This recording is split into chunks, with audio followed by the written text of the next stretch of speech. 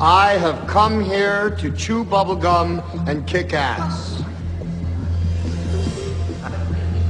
And I'm all out of bubblegum.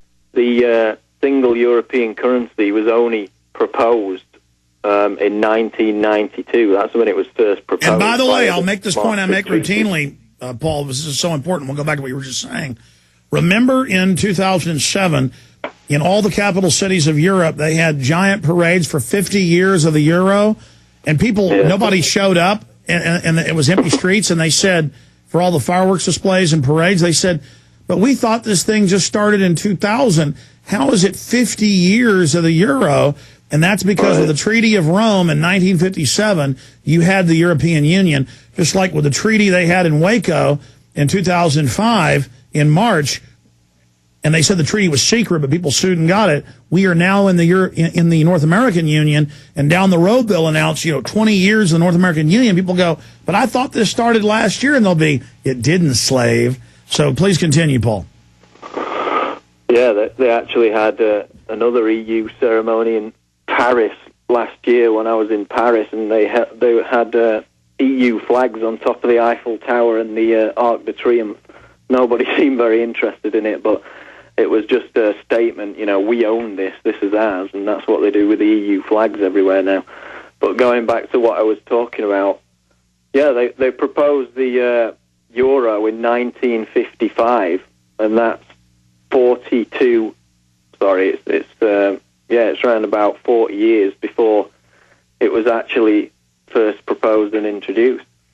And so you've got a straight line between the Nazis, the creation of these groups which laid the foundations for the EU, then the Bilderberg Group, which is when they formalized the policies to create the EU and the euro, and then the creation of the EEC in 1957, and then obviously in the decade since, the EEC got bigger and bigger and eventually became the European Union in 1993.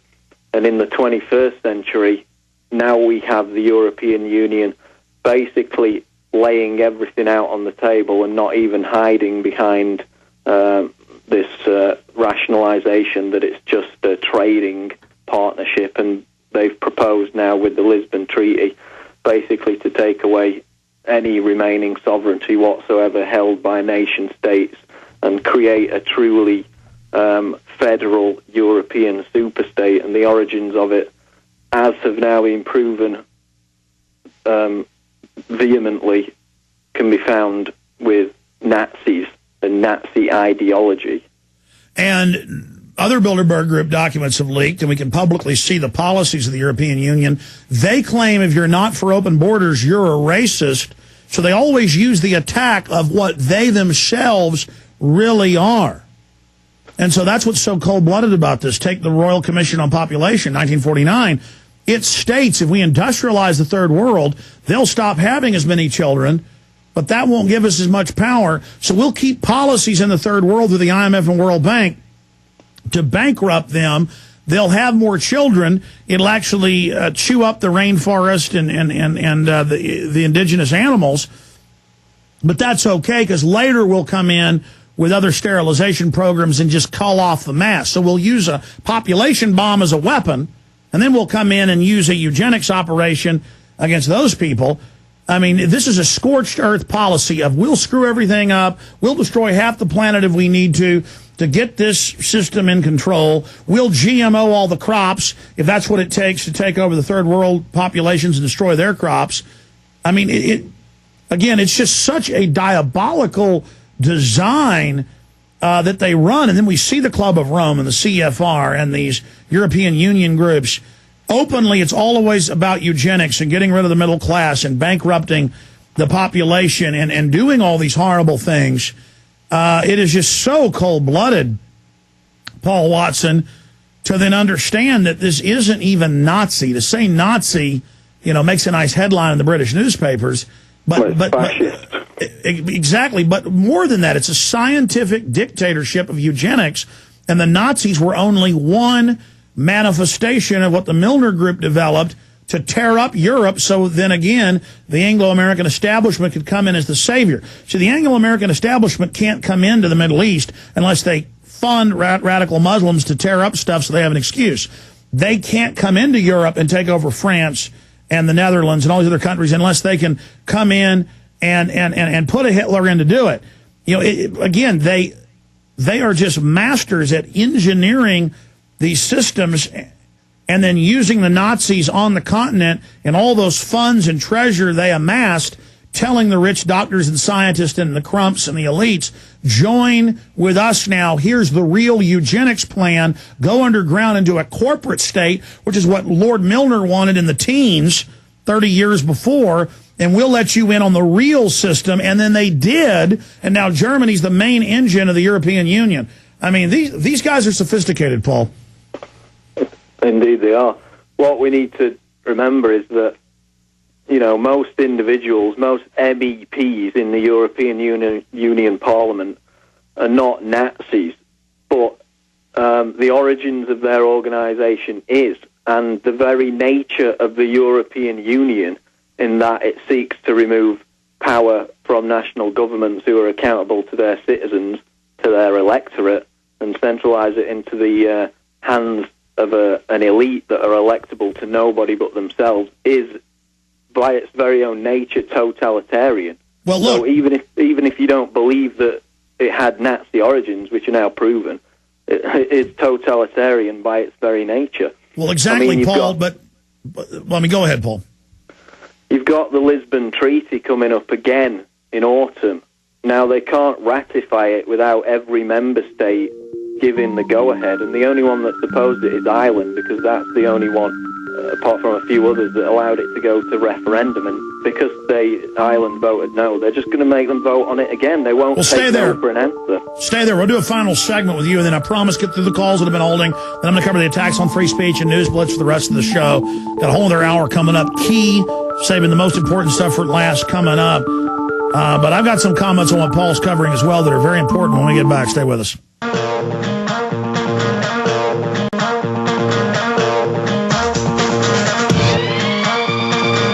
If you study Adolf Hitler, you'll learn that he believed that everybody should become vegetarians by law. I'm not attacking vegetarians, folks. I'm just stating facts here. That there should be laws against hunting. He was against hunting. He was basically more akin to a PETA supporter than anything else. And he believed in culling humans. And he believed in keeping small groups of blacks alive in certain areas of Africa, kind of as a zoo, would keep alive elephants or something.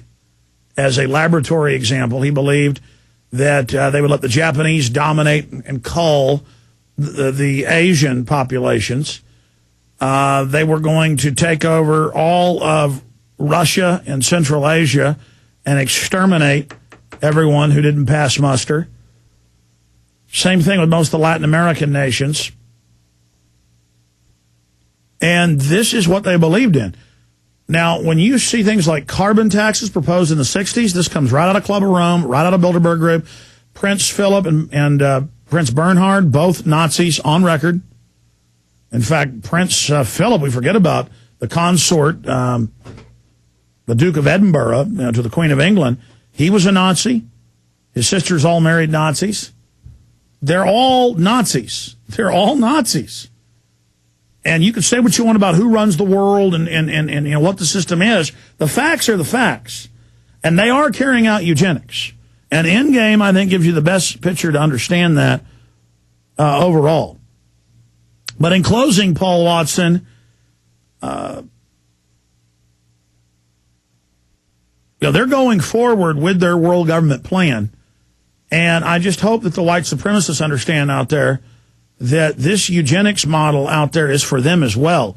The elites are going after whoever they think actually has genetics that they don't control, that, quote, threatens them. They want to kill the, quote, subhumans and the, quote, middle class, that they see of genetics that might challenge them.